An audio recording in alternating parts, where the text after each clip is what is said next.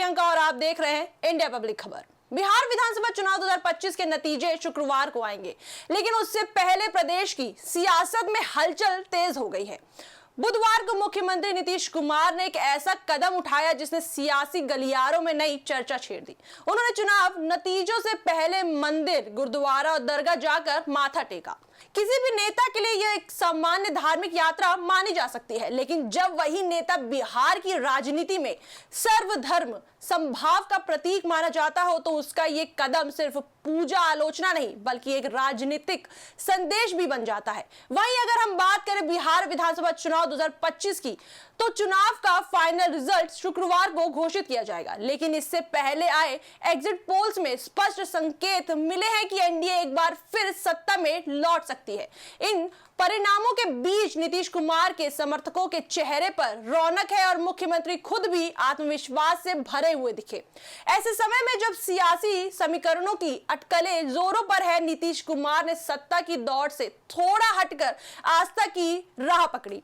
उन्होंने बुधवार को पटना में 3 प्रमुख धार्मिक स्थलों पर जाकर मत्था टेका। नीतीश कुमार ने अपनी यात्रा की शुरुआत पटना जंक्शन के पास स्थित प्रसिद्ध महावीर मंदिर से की। यह मंदिर बिहार की राजधानी के सबसे प्रतिष्ठित धार्मिक स्थलों में गिना जाता है। मुख्यमंत्री ने यहाँ बजरंगबली के दर्शन किए, पूजा आलोचना की और भगवान से बिहार की शांति, समृद्धि और स्थिरता की कामना की।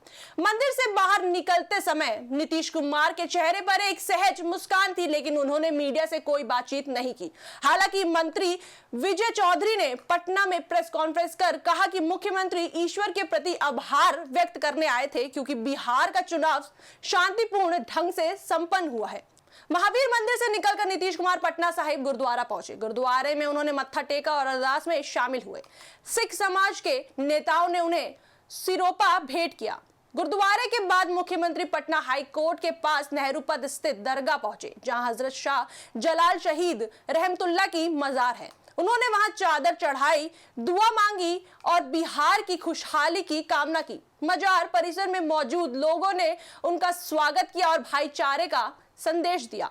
इस मौके पर मुख्यमंत्री ने कोई राजनीतिक बयान नहीं दिया, लेकिन उनका ये कार्यक्रम अपने आप में संदेशों का मेला बन गया। एक और धार्मिक एकता की तस्वीर, दूसरी ओर चुनावी रणनीति की झलक। राजनीतिक विश्लेषक इसे नीतीश कुमार का सर्वधर्म संतुलन कार्ड बता रहे हैं। दरअसल बिहार में नीतीश की छवि हमेशा से एक ऐसे नेता की रही है जो धर्मनिरपेक्षता और विकास दोनों के बीच संतुलन साधते हैं। विशेषज्ञों का कहना है कि नीतीश कुमार ने यह यात्रा सिर्फ आस्था के लिए नहीं की, बल्कि यह एक साफ राजनीतिक संकेत भी है कि सत्ता किसी की भी हो, बिहार सभी धर्मों का है। भले ही वो इस बार बीजेपी के साथ गठबंधन में है, लेकिन अपने इस दौरे से उन्होंने विपक्ष और अल्पसंख्यक समुदायों को यह संदेश देने की कोशिश की है कि वो सबका सम्मान करते हैं। नीतीश कुमार के साथ मौजूद मंत्री विजय चौधरी ने बाद में प्रेस कॉन्फ्रेंस में कहा, मुख्यमंत्री ने किसी राजनीतिक कारण से नहीं बल्कि ईश्वर के प्रति आभार व्यक्त करने के लिए यह दौरा किया। बिहार की जनता ने चुनाव में शांति बनाए रखी और यही उनकी सबसे बड़ी जीत है। उन्होंने आगे कहा कि नीतीश कुमार जनसेवा को ही अपना धर्म मानते हैं और इसी विचारधारा के तहत उन्होंने सभी धर्मों के स्थलों पर जाकर प्रार्थना की। राजनीति के जानकारों का कहना है कि इस यात्रा के पीछे एक सॉफ्ट पॉलिटिकल स्ट्रैटेजी भी छुपी हो सकती है। नीतीश कुमार ये दिखाना चाहते हैं कि वह सिर्फ एक गठबंधन के नेता नहीं बल्कि पूरे बिहार के मुख्यमंत्री हैं, जहां हर धर्म, हर जाति, हर वर्ग का सम्मान समान रूप से किया जाता है। बिहार की राजनीति में यह संदेश बहुत अहम है क्योंकि यहाँ मतदाता अक्सर सामाजिक समीकरणों और धर्मनिरपेक्ष छवि से प्रभावित होते हैं। इसलिए नीतीश की यह 3 धार्मिक स्थलों की यात्रा सिर्फ भक्ति का प्रतीक नहीं बल्कि राजनीतिक सूझबूझ की मिसाल भी है।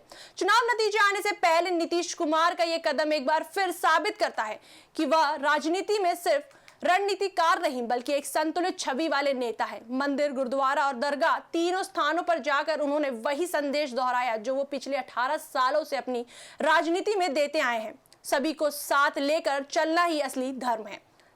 ऐसी तमाम जानकारी के लिए जुड़े रहें इंडिया पब्लिक खबर के साथ। वीडियो को लाइक करें, शेयर करें और हमारे चैनल को सब्सक्राइब करें।